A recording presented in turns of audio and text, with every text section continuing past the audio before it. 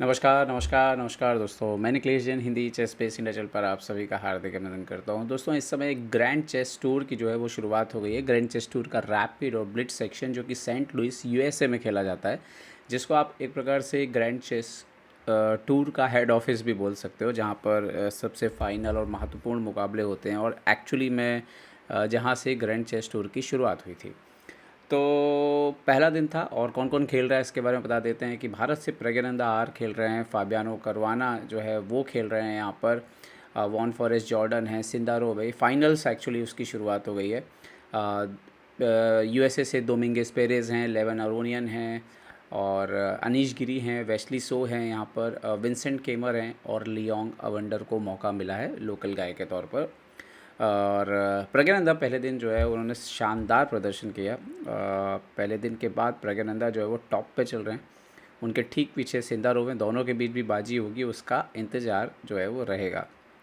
तो आइए देखते हैं क्या मुकाबला हुआ, एक बेहतरीन मुकाबला फाबियानो करवाना और प्रज्ञानंदा के बीच। और आप देखिएगा इस मैच को लास्ट तक कि कैसे प्रज्ञानंदा जो है वो काले मोरों से फ्रेंच ओपनिंग पे बेहतरीन खेल दिखाते हैं। यहाँ पे शुरुआत हुई E4 से, E4 E6 D4 D5, यहाँ पर नाइट F6, तो night C3 night F6 E5, तो क्लासिकल जो वेरिएशन है फ्रेंच का उस पर गेम होता है। नाइट जाता है D7 F4, एक काफ़ी आक्रामक तरीका है खेलने का। C5 आप भी सेंटर पर चैलेंज करते हो। नाइट F3 आता है, नाइट C6, बिशप E3, सो A6, यहाँ पे क्वीन D2 खेला उन्होंने। और ये सबसे स्टैंडर्ड ऑपरेशन है जो कि यहाँ पर फाइबानो करवाना कर रहे हैं। Bishop E7, bishop E2, B5, A3, तो यहाँ पर क्वीन को भी B6 पे शामिल करते हैं। तो अब बेसिकली इस पर ये आइडिया बड़ा सिंपल है, आप खुद ही देख सकते हो कि जिस तरह से वाइट का पॉन स्ट्रक्चर है यहाँ पे, तो वाइट डेफिनेटली कभी ना कभी जो है इस तरफ चेस ज़्यादा खेलता है। ब्लैक का जो पॉन स्ट्रक्चर है जिस तरह से बता रहे हो आप देखो, तो क्वीन साइड जो है वो प्रेशर डालने की कोशिश करेगा। नाइट D1, किंग्स इंडियन में भी कमोबस ऐसे ही कुछ होता है, सेंटर ब्लॉक हो जाता है, बिशप G3 पे होता है और आप स्ट्राइक करने की कोशिश करते हैं। A5, यहाँ पर कासल हो गया, कासल कर लिया इन्होंने, एंड नाउ C3। ओके, तो पूरी कोशिश है कि करवाना की कि क्वीन साइड को क्लोज रखा जाए। C3 और अब यहाँ पर pawn into D4, pawn into D4 और B फाइल, अब यहाँ पर देखिए तो C फाइल जो है वो ओपन हो चुकी है, तो इसका बहुत ध्यान रखना होगा। प्रज्ञानंदा यहाँ पर B4 करते हैं। जब भी आप यहाँ पर शॉर्ट कैसल करते हो, आप हमेशा ऐसा लगता है कि अरे यार ये आ गया तो क्या होगा, अटैक हो गया तो क्या होगा। तो इस गेम में आप देखिएगा कि प्रज्ञानंदा उसको कैसे मैनेज करते हैं। A4, तो जो हम बोलते हैं कोशिश रहेगी हमेशा वाइट की कि वो सेंटर से क्वीन साइड से पोजीशन को ब्लॉक रखे, ताकि ब्लैक को ज़्यादा वहाँ से खेलने ना मिले और खुद के लिए जो है वो यहाँ से पॉसिबिलिटी जो है वो ज़िंदा रखे। बिशप A6, कभी भी याद रखिए स्पेशली फ्रेंच में, QGD में हमने देखा है इस तरह के स्ट्रक्चर जो आते हैं जहाँ पर ब्लैक का पॉन जो है वो लाइट कलर पे फिक्स होता है, तो आपकी पूरी कोशिश होती है कि जो आपका लाइट कलर का बिशप है उसको एक्सचेंज कर दिया जाए। और अगर आप ऐसा करने में सक्सेसफुल हो जाते हैं तो ये एक अच्छा अचीवमेंट है, क्योंकि आपको एक ऐसा पीस जो नहीं खेल रहा है उसकी टेंशन खत्म हो जाती है और बाकी के मोरे जो है वो कोऑर्डिनेट हो जाते हैं। ओके, रुके C8, यहाँ पर उन्होंने खेला BD3, तो उनको पता था कि ये तो एक्सचेंज तो होने वाला है, स्पेशली ये पिन है। तो प्रज्ञानंदा पहले पोजीशन को और इम्प्रूव करते हैं, इस नाइट के लिए ऑलरेडी जगह जो है वो बनाना शुरू करते हैं कि देखिए कहाँ से आएगा, अभी आप देखेंगे। सो रुक A2 and finally BD3, queen D3। और ये आइडिया जो था नाइट B8 का, ये बहुत ही प्यारा था कि लेट्स एक्सचेंज द क्वीन। और ना सिर्फ क्वीन एक्सचेंज, ये अगर आप देखोगे ना तो बैंको ओपनिंग में भी एक आइडिया लगता है जिसमें ब्लैक बोलता है कि चलो क्वीन एक्सचेंज करते हैं क्योंकि आपके लाइट घर जो है वो वीक हो जाएंगे। ओके, मना कर देते हैं, क्वीन B1 चले जाते हैं। प्रज्ञानंदा यहाँ पे खेलते हैं बेहतरीन चाल F5। अब कभी ना कभी तो आपको अपोनेंट का जो काउंटर आने वाला है उसको रोकने के लिए F5 जो है वो बहुत इंपॉर्टेंट मूव होता है, क्योंकि F5 के साथ अपोनेंट की दिक्कत ये है कि अगर वो यहाँ पर इस तरीके से एक्सचेंज करे तो नाइट F6, उसके बाद फिर एक डिफेंस ऑलरेडी डेवलप हो चुका है, ठीक है। और लाइट घर चूँकि आपके वीक हैं तो आप नहीं चाहोगे कि नाइट यहाँ पे आके बैठे, तो उन्होंने किया H3। और इसके साथ ये क्लियर हो जाता है कि जो वाइट का अटैक हो सकता था किंग साइड, वो आया ही नहीं, अभी तक तो नहीं आया। नाइट C6, ओके, इन्होंने किया G4, फाइनली बिशप D8। अब एक जो चीज़ आपको हमेशा सीखनी है कि स्पेशली जब आप पे अटैक हो रहा है या पोजीशन सेमी क्लोज या क्लोज टाइप का है, आपको हमेशा देखना है कि कौन सा मोहरा खेल सकता है जो अभी नहीं खेल रहा है।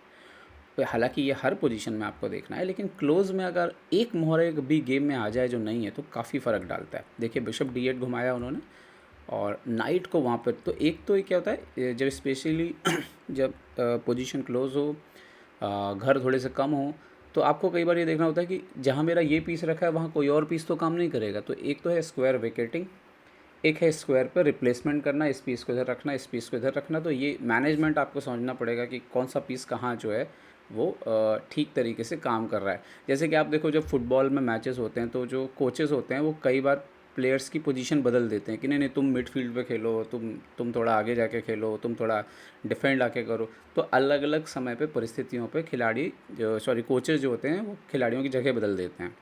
वैसे ही चेस में आपको देखना है कभी कभी कौन सा मोहरा कहाँ रखा है, कहीं इसकी जगह कोई और मोहरा तो बेहतर नहीं है। तो बिशप D8 बहुत अच्छा मूव था, क्योंकि इससे नाइट जो C6 पे कुछ नहीं कर रहा था, वो अपना काम ऑलरेडी कर चुका था, वो किंग साइड आ जाता है और यहाँ पे एक डिफेंस जो है उसको मजबूत कर देता है। Okay, king H2। Now bishop कहाँ चला गया, तो उन्होंने क्या किया, नाइट को किंग साइड ले आए, बिशप को क्वीन साइड लेके चले गए। ठीक है, क्योंकि वो D4 पे भी प्रेशर रख रहे हैं। ठीक है, और ज़रूरत पड़ने पे ये नाइट वापस भी आ सकता है इधर, तो वो मल्टी फंक्शन काम कर रहा है, इधर भी काम कर रहा है उधर भी। अब देखिए क्या किया, इस पीस को इधर लेके आएंगे। तो कमाल का यहाँ पे जो मतलब जिसको इस ये संकेत है कि प्रज्ञानंदा अच्छे फॉर्म पे चल रहे हैं और उन्होंने सबको काम पे थोड़ी देर में लगा दिया। रुक को भी, अब जैसे जैसे ये नाइट ऊपर आया तो इमीडिएटली उन्होंने 7th रैंक को इनडायरेक्टली डिफेंड कर दिया, रुक को 7th रैंक पे लाके। ओके, अच्छा ये पॉन बढ़िया से क्वीन से डिफेंड है यहाँ पे। अब उन्होंने नाइट को पीछे भेजा, क्योंकि जब तक नाइट पीछे नहीं जाएगा क्वीन फ्री नहीं होगा। And then exchange and queen की एंट्री हो गई D3 और इसके बाद ब्लैक बेटर हो चुका था। रीज़न ये है कि वाइट का अटैक अभी भी सक्सेस नहीं हो रहा, ब्लैक के पास बेहतर डिफेंस है और ये वीकनेसेस हैं वाइट के कैम्प में। ये क्वीन तो अंदर ही घुसा हुआ है अभी। इन्होंने खेला रुक E2, सो नाइट C6 आता है, D4 पे और प्रेशर, नाइट F3 और क्वीन यहाँ पर जो है फाइनली प्रज्ञानंदा ने लड़ लिया। और उसके बाद ये जो ये एक्चुअली टैक्टिकल शॉट था जो मेरे ख्याल से करवाना से मिस हो गया, नाइट इंटू D4। प्रॉब्लम ये था कि यहाँ पे बीच D4 मारना पड़ा, एक्सचेंज देना पड़ा, क्योंकि अगर आप यहाँ पे ये रुक मारने जाओगे तो नाइट F3 चेक है, किंग G3 आप खेलते हो तो बिशप E3 है और यहाँ पे बहुत दिक्कत है। प्रॉब्लम ये है ये चेक आके ये सब हो रहा है। तो फॉर एग्ज़ाम्पल अगर आप ये मारोगे तो बिशप F4, अभी नेक्स्ट मूव में अगर आप ये मारोगे तो ये डिस्कवर चेक में ये रुक मर रहा है। सो काफ़ी कुछ प्रॉब्लम हो रहा था एक्चुअली इसके बाद। तो फाइनली उनको यहाँ पे BD4 मारना पड़ा। आप चाहो तो वो पॉज करके देख लेना, वो पोजीशन थोड़ा सोच लेना आप। BD4, नाइट C6 और G5 और यहाँ पर प्रज्ञानंदा एक्सचेंज अप हो गए थे और उसके बाद धीरे धीरे उसके बाद भी एक्यूरेसी कम नहीं थी। एंड देन सॉरी, यहाँ पे उनको ओके यहाँ पे 2 पीस दे कर के उनके पास हाथी था एक्चुअली में। और क्योंकि आप देखो तो वाइट के पास 4 पीसेस हैं और यहाँ पे प्रॉब्लम ये थी कि ये रुक अभी भी काम नहीं कर रहा है, ये नाइट अभी भी काम नहीं कर रहा है, ऑलरेडी ये 2 पास्ट पॉन है और ये मर सकते हैं। तो और फाइनली E5 भी गया और यहाँ पर फिर एक पीस और मिल जाता। अच्छा ये बहुत इंटरेस्टिंग पोजीशन था जब ये प्रज्ञानंदा अपना रुक दे देते हैं बट एक्सचेंज वापस दे देते हैं और यहाँ पे पूरी तरह से पीस डाउन है प्रज्ञानंदा, लेकिन पोजीशन इतना ज़्यादा बेटर था कि नाइट होने के बाद भी इतने सारे पॉन मर चुके थे कि करवाना कुछ करने की स्थिति में नहीं थे। और तो किंग भी धीरे धीरे ऊपर चला गया और उसके बाद सेंटर से पॉन बढ़ते चले गए और थोड़ी देर में पोजीशन आया जहाँ पे आप देखोगे कि पीस जो है वो यहाँ पे E5 के बाद रिज़ाइन ही कर दिया करवाना ने। सोचो एक नाइट एक्स्ट्रा है बट सामने वाला बोल रहा है कि भाई नहीं हो पाएगा, ये तो बहुत ज़्यादा हो रहा है, नाइट यहाँ पे जाम है ऑलरेडी, ये भी बढ़ सकता है कभी भी, ये बढ़ रहा है, किसको किसको कब कब रोकेंगे, ऊपर से चेकमेट लगा के रखा है प्रज्ञानंदा ने। तो एक ज़ोरदार जीत प्रज्ञानंदा की और जिस तरह से उन्होंने मोहरों को खेला है इस मैच में, ये दिख रहा है कि प्राग भाई जो है वो लय में वापस लौटते हुए जो है वो नज़र आ रहे हैं। देखते हैं दूसरा दिन कैसा रहेगा। अरुणियन को भी हराया है, कोशिश करूँगा उस पर भी वीडियो जो है आपके लिए लेकर के आऊँ। तो अपना ध्यान रखिए, सुरक्षित रहिए। जय हिंद दोस्तों।